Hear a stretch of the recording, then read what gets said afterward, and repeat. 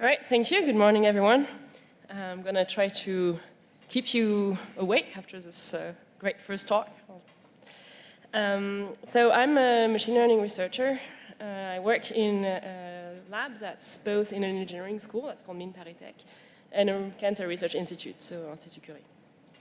So I'm here to tell you today about some statistical challenges in genetics research, and so I think I'll skip over the whole precision medicine idea. Okay, yes, thanks, that's better. No, I see above my mic. All right, so yeah, I think most people here are aware of what we mean in genetics with this idea of precision medicine, of finding ways to adapt treatment to genetic specificities of the patients and understand which treatment we should give to which people. We've talked about this already a bit with Keith's talk. The idea here is that if you want to be able to do that, one of the best ways is to use data to identify the similarities between the patients that have the same phenotypes, so for instance, response to a drug. So in order to do this, you have two ingredients. One is the data, and the other is the statistical and machine learning tools you use to analyze this data, and I call this feature selection, because you want to select among all your features describing your data the ones that are relevant for your particular trait of interest. Okay, so the data we all know is accumulating at greater and greater rates. Both we get more data of each type more easily, it's getting cheaper and cheaper. We get more and more types of data, more and more complex, and we also get to share more amount of this data, sometimes entirely publicly, otherwise for some SNP data, you may need to apply and go through some loops due to privacy issues. Consortia are also gathering large amounts of data. So data is not so much the issue anymore, but the issue is that even though we are gathering a lot more of data, that's nothing to do with all the big data we hear about so much in the press at the moment. And the reason for that is that in this data sets we look at, what type of data are we looking at? So we're phenotyping a bunch of people here. Some are responders, non-responders, blue and orange, and we get variables along their genomes. So we can get data about the proteins, gene expression, SNPs, CPG islands, methylation data, whatever. And this data will have orders of magnitudes more genomic features than samples. In many studies, you're still happy if you have like a few thousand cases. It's actually harder to get more if you're looking at a rare disease, if you're looking at a disease that's not so rare but likely to be heterogeneous. So the data we're looking at is high dimensional with low sample size. And you may have heard that high dimensional, that having more features than samples poses statistical problems. I'm not sure you are all aware of the extent of the problem. Okay, so in order to illustrate the extent of the problem, I have simulated some data. So I have simulated a data set here with 150 samples and 1,000 features. And I've picked 10 of those features to be causal, which means that my phenotype Y is a linear combination of only 10 of those features. So on this picture here, so you see 10 orange dots. So there's two on top of each other here, I think. So there are the weights of my features that are causal, and everything else here, the blue thing, are so the weights for the other features are set to 0. And now with this data I have simulated, I would like to recover my causal features. Okay, so the first thing I can try to do is a t-test, and this is very similar to the setups you have in GWAS, but you can also think of doing this type of approaches with other types of data. I'm going to test for every feature, is this feature associated with my outcome? And if I do this on this data I've simulated, here is what I get. I have one feature that has a high weight. The black line here is the line for statistical significance, so I think I've used a threshold of 0.05, corrected for multiple testing because I'm doing here 1,000 tests because I have 1,000 features. And what you see is that there's only one of the features I can recover with a statistical test. And moreover, even if I'm lowering my threshold for significance, the second feature I'm going to pick here is this feature here, which was not the causal one originally. And here I'm in a very nice setup where I have simulated the data myself, and I'm giving myself a situation in which there's not too much noise, and I have all the causal features are present in the data I have. I don't have confounding factors, and already this is completely breaking down. Okay, so you may think that I've been using a linear model to simulate my data, so maybe instead of testing the features independently from each other, I should use a linear regression model. I should try to fit my entire feature set together. So instead of looking at the features one by one, I'm going to look at them all together and fit a linear regression. So now this is what I get. So the dashed line here, I've drawn them without, they don't correspond to a significance threshold or anything like that. It was just to help visualizing which points are above each other, which one are coming out from this big cloud in the middle. So what you see is that I have now picked two features that have weight that seems high, and all my other features, my orange points, they're mixed up with my non-causal features. So even though my data was simulating from a linear model, and I'm using exactly the same model to try to recover my causal features, I cannot recover my causal features. And this is because I have only 150 samples to my 1,000 features. Okay. So this leads us to issues that are actually similar a bit to this leads us to issues of reproducibility, so similar to what we've been talking about before, except that this is not due to any mistake at any point in the analysis pipeline. It's just due to the fact that you don't have enough samples to support your analysis. And the way this is seen is that those methods are very much non-stable. So you will recover different sets of features on a very similar data set. So this idea of stability of molecular signature has been around for a long time. So will you find similar answers on different data sets linked to the same biological question? And I'm illustrating this with examples from signatures in breast cancer for prognosis at 5 years. So there was a first signature that was published in, I think, 2001 from a paper by Searle et al., which had, I think, 70 genes. And then there's a second signature that was published about the same time with a few hundred genes, I think, was used in the second one. And both papers look entirely reasonable. And it turns out that it's the intersection between this paper and this paper in their signatures for exactly the same phenotype was about 3 genes out of several hundred.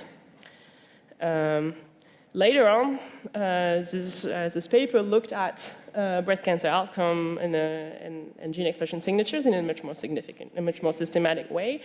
And they found out that if you actually pick up a random number, if you take the number of genes from the signature, which I think is 70, and you randomly look at sets of 70 genes in your data set, your outcome will be associated, you will be able to associate this with breast cancer outcome. So what this means is that there's enough information in the genome that you can make predictions of outcome, but the methods we have to pick up the most important information, what has biological meaning, are really flawed. So because of correlations between the data, because the pathways, all this systems biology approach makes it such that your genes work with each other and so on and so forth, you take any 70 genes in the genome and you will be able to predict breast cancer outcome at about the same performance as any of the methods that have tried before.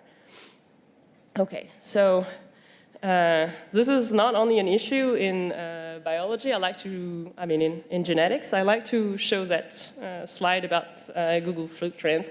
Does anybody here remember Google flu? Okay, a few people do. So Google Flu came out in 2008, and in 2008, so the idea was to look at the keywords that people were using and thinking and trying to see whether this was good at predicting epidemics. So if there's an epidemic if there's an outburst of flu somewhere, people will start looking for flu symptom and fever and look for doctors and those type of things. And so maybe out of those search terms from Google, you will be able to identify that there's an epidemic going on. In 2008, Google Flu was better than NIH at predicting, at identifying the flu epidemic. So this was great. Sorry, I said it was CDC, the Center for Disease Control. So it was better. And then it started diverging more and more from the CDC data. And it actually even missed a major epidemic in 2010. And in 2013, they discontinued the service. And what happened is that they had a number of features. There was like 50 million search terms. And the data points were about 1,000 data points. This is a very similar relationship of number of features to number of samples as you have in GWAS. And so they looked more closely at where were the features they were using, that the system was using in order to predict the flu epidemic. And it turns out that a lot of those features were related to high school basketball. So can you guess what was happening here? So if you're in the US, you will know that high school basketball season is winter. And what Google Flu was really good at predicting was that it was winter. And of course, there's more flu in the winter. That was all what was happening here. All right. So, I've told you we have this problem that we have too many features. So P is the number of features, N is the number of samples.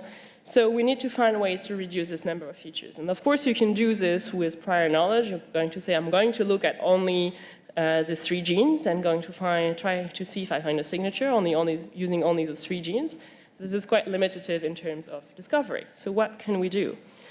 Well, we can try integrating prior knowledge in a less stringent way. So instead of limiting our knowledge to saying, I will only look at those few genes, I will try to show you how machine learning tools can be used to integrate this prior knowledge you have. So what I want to talk about here is something that's called regularization. So when you are fitting a linear regression, what I was doing earlier in my little simulation, you are minimizing the loss between the true phenotype and your linear combination that is predicting this phenotype. So it's sum of squared error. It's a very classical thing to do. This is how you fit a line to a bunch of points. So now the idea of regularization is that when you do this, the weights here can be anywhere in space. You don't have any rules or constraints on that. Regularization is adding a term, which here I'll add as something very generic, that's called a regularizer, that will make it so that now your weights W's are not allowed to be anywhere in space.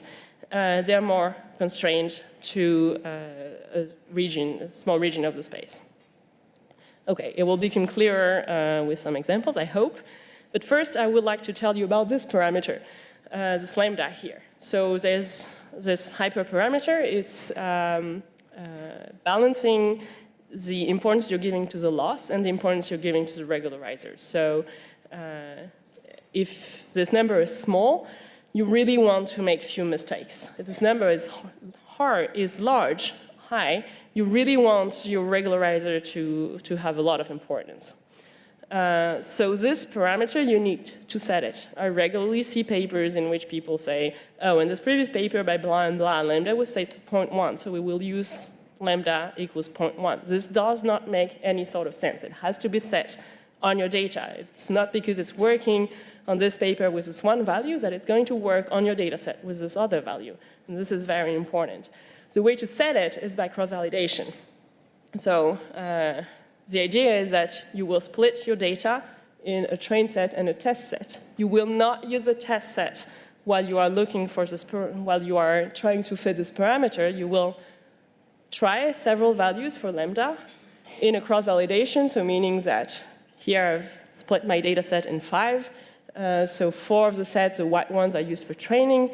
The blue one is used for validating. So for instance, I can look at what is the prediction error of the model I've trained using only this part of the data on this data set, and so on and so forth. And once I've done this procedure, I know for each of my values of the hyperparameter lambda what is the performance of the model. Then I will take the best performing model.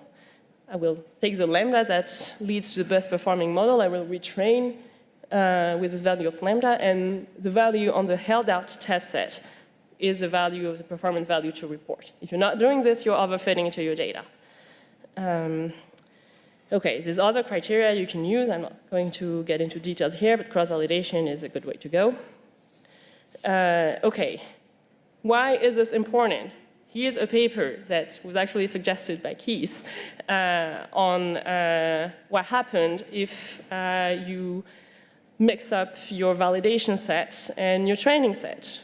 What happens if you don't use your validation set in the conventional way, that it's something that you've not used for discovery, is that you're completely overfitting, and there's no way.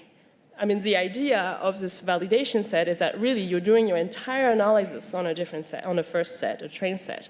And then you go to your validation set to check that what you have found on your train set is indeed interesting on that set. And if you don't do that, you have no way of knowing that what you found in your data set is going to replicate anywhere.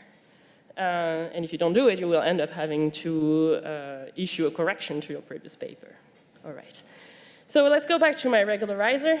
What kind of prior knowledge can I use in this obscure omega term? There's one very classical, one method that's very classical that started to be really well known, which is to use as prior knowledge only the idea that relatively few features are relevant. So if you're trying to fit this data to this model to your data, so you're looking at, let's say, gene expressions, and you want to predict your outcome based on the expression of your genes. If what you want is to find relevant genes, your assumption is probably that not all genes are used for your phenotypes, only a few genes are relevant.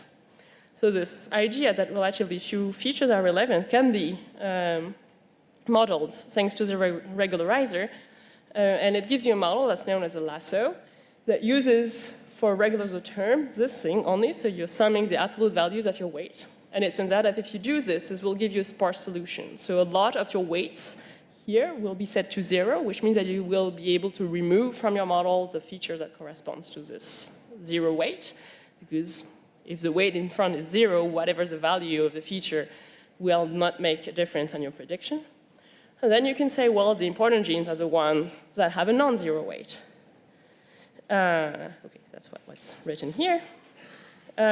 So I've applied this message to the data I've simulated before, and now here's what I get. So these are my non-zero weights. Now you see that most of the weights are set to zeros, so it turns out that 2 of the features that I knew were causal, because I simulated them to be causal, actually were not detected as causal.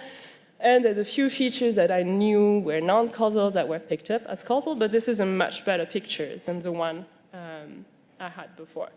So actually, something that's important about the Lasso is that the Lasso is not stable at all. If you have more, there's actually a theorem that tells you that if you have more features and samples, the Lasso is not stable. So there's methods to help with this. But you can't, if you have more features and samples, you can't just run a Lasso and come out with this and say everything that's not 0 is significant, because then if you remove 2 samples and you run it again, you will get an entirely different answer. Except maybe for that one feature that seems to be strong and coming out every time. Okay. And now, usually, when I'm here, people are like, yes, but what about p-values? All right. What about p-values indeed? Well, the first question I have to you is, do you really want p-values? Okay, I've decided to be a bit provocative here. Of course you want p-values, because how else are you going to publish than with p-values? But really, you know, p-values is the probability to observe a value as extreme as what you're observing under the null. That's what it is. P-value is not magic, it's not all-powerful, and more importantly, it's not biological evidence. So it's not because you have a p-value smaller than 0.05 that you have biological evidence of anything. So maybe you don't really need a p-value. All right. This is a statement from the American Statistical Association in 2016. The p-value was never intended to be a substitute for scientific reasoning. That doesn't mean that it's worthless and useless. It means that it's nothing more than that. Okay, there's more references on this topic if you want. But if you really want p-values, because you're a PhD student and your advisor wants p-values, or you're collaborating with people who really want p-values, for the Lasso, you can get p-values. The problem is that you need to estimate the null at some point, and that it's going to get computationally intensive if you have a lot of features.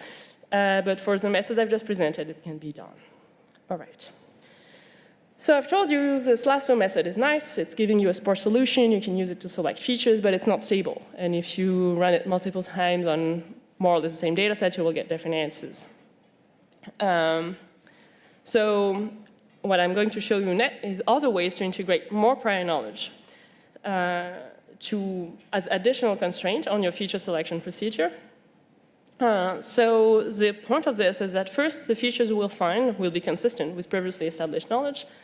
And the second advantage is that it increases, so first, interpretability, because if you're consistent with previously established knowledge, it's easier to understand what it is that you're seeing. And it will also increase a bit statistical power.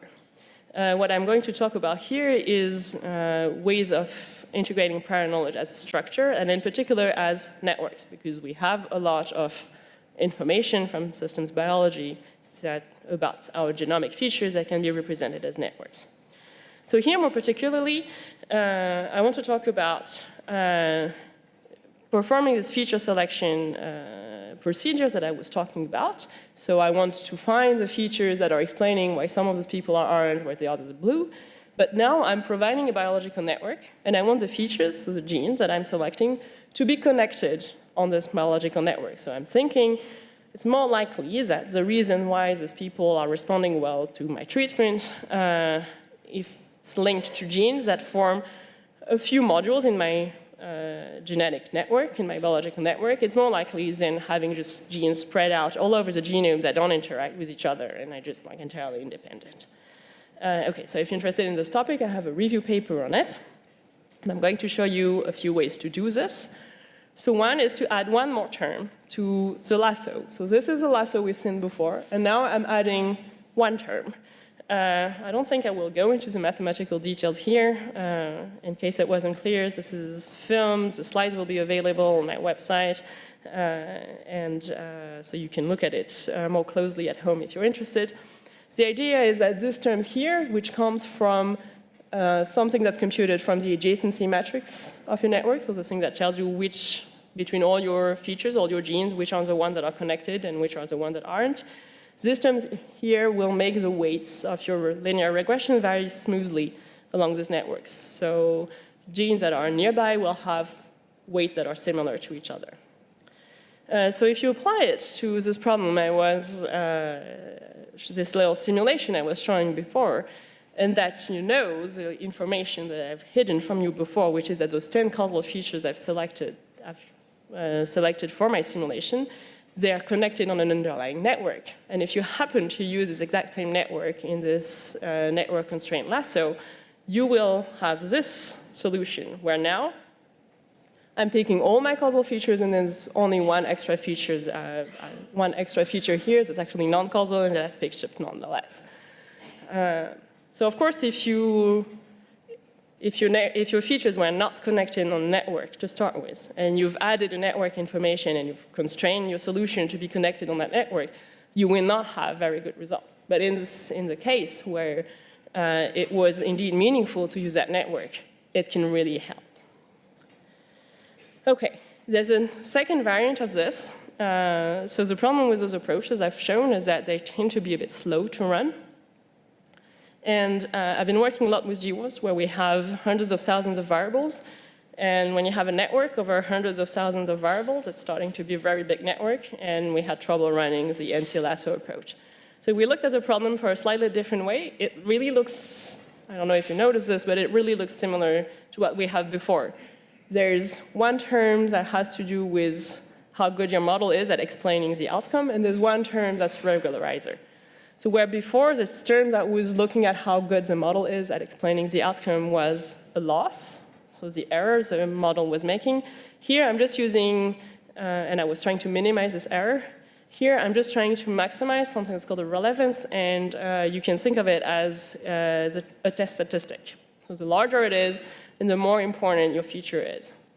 And this formulation, which is very similar to the network constraint lasso I had on the previous slides, has the advantage that because it's where the network constraint lasso was trying to assign a weight to each of your feature, here you're just trying to select features, so see whether a feature should be included or not. You don't have no idea what the weight it should have. It's a binary problem, and it turned out you can solve it much more fast than the previous one. So this is a paper we had in 2013. There's a bioconductor package that just came out a few months ago. And if you run it on the data, the problem was presented before, it's faster, and also this time it turns out that it gives you exactly your feature. So here you only have 0 or 1 because I'm not assigning a weight to each other feature. I only know whether this is an important feature or not. So I have only 0 or 1, but I have all my causal features have been detected as important, and all the others have been detected as not useful. Of course, I'm acknowledging here that I'm in exactly the right setup with my simulation. It won't be as nice on real data, but it can get you closer to something, to the solution that you want. And I'm also not showing any of those results, but with those type of methods, you get a solution that's more stable than with a lasso. So if you only use 90% of your data and you use different sets of 90% of your samples, and you run this method several times, you tend to get the same features more than with a lasso. Okay. I have a few minutes left to tell you about the other side of the coin. So I've told you we have this problem where we have too many features, not enough samples. And the first family of solutions I presented, regularization, was helping you reducing the number of features. Now the other side of the coin is, can we increase the number of samples? And I've already said it's hard to increase the number of samples if you're looking at a rare disease, or if you're looking at a disease that's very heterogeneous, like I work a lot on cancer. You know that if you bring in more samples from different clinics and different countries, you're just increasing the heterogeneity of your disease, and it's not clear that it's going to help you pinpoint the genetic causes of what you're observing. So there's a family, of methods that probably this is out of order. There's a family of methods that come from what's called in machine learning multitask approaches, which allows you to increase your sample size by jointly performing, so here I've used GWAS, but whatever your feature selection problem is, if you want to look at gene expression or protein, like look your protein levels, connect this with your outcome. If instead of trying to solve this one task on its own, you have two related tasks. So here you have two case control studies. One is for the phenotype orange and one is for the phenotype pink. But you know that those two phenotypes are somewhat related. You can try to solve these two problems simultaneously. This does not mean that you're saying that orange and pink are the same and these are your cases. But it means that you're adding somewhere in the problem you're trying to solve the information that you think that most of the features that are explaining why you're orange should be the same features that are the ones that are explaining why you're pink. And a setup in which this is, I think, relevant is whenever you're looking at toxicogenetics or pharmacogenomics. So you're looking at the response of cell lines or patients to different chemical compounds. And if you're looking at the response of patients to several drugs for the same disease, it's likely that you're looking at those drugs because they're targeting similar pathways, and so it would make sense that the response to those drugs is driven, in part at least, by similar genomic regions.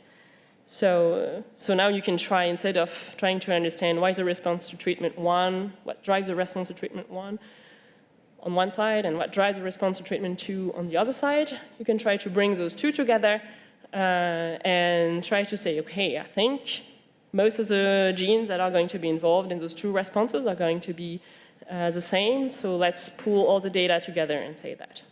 So it turns out that there's variants of the Lasso that allows you to do this, so I've put a bunch of reference here. And it's also compatible with this other approach I presented, so with one we came up with in 2013, scones. So you can combine the network constraint with this multi-phenotype approach. Okay, so, sorry. On those topics, the current challenges that we are trying to solve in the machine learning community have to do with this issue of stability. So we're getting closer to having stable solutions by integrating prior knowledge, in particular when we're using networks. We're still not there yet. So we need to make a lot of progress there if we want our results to be more reproducible, and if we want our results to actually make sense and not be linked to this one particular data set and this one particular method we've used. In the methods I've presented are looking at additive effects. It was linear regressions. You can easily adapt them to look at quadratic effects of the features on the phenotype. If you do this, you go from having however many features you had to having that number squared pairs of features. So you're making your problem, like this story of having too many features, even worse. But those techniques apply as well. There's work ongoing on using more complex models in this high-dimensional, low sample size setups that are starting to yield interesting results. And then there's this entire bag of worms of statistical significance. So I think you know what I think about p-values. But still, I think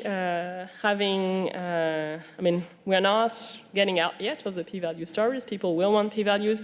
I think it makes sense to try to control false discovery rate when you're doing this type of approaches, and there's exciting work that is happening on this topic as well. I have a few more minutes to tell you about some more challenges that we're looking at in machine learning that are relevant to this type of statistical genetics issues. I'll go very fast. We have a lot of things about privacy. So can you share data without compromising the privacy of the patients? I've talked about heterogeneity before. I've mentioned it, but you have heterogeneity of your phenotype. You have heterogeneity of your data types. How can you bridge all those things together? So here I've really talked about finding the genes that are important for your phenotype. There's a lot going on as well in risk prediction. Complex models such as those we love in the machine learning community, where you don't even know how it is that you're getting from your features to your outcome, are really frowned upon and slow to being adopted in the genetics community, and I think with some reason. For some of them, it's hard to know how reliable they are. If you have this black box that you input genome on one side and it gives you a prediction on the other side, especially due to all these issues with high-dimensional data that makes your models not so reliable, but there's interesting things going on here. Everything that's linked to having images as phenotypes, and everything that's linked to combining genomics data with EHR data is also some of the things that are happening in machine learning. Okay, with that, I'd like to thank you for listening to me. It's Sunday morning, and I'm really thrilled to see that many people in the room, actually. And there's a bunch of people who worked with me on the different topics I've presented, and they're all on that slide. Yes, as I said, my slides will be available online. This is being filmed here. I'm happy to answer questions now, but also later by email, on Twitter, whatever. Happy to talk about those topics. Thank you.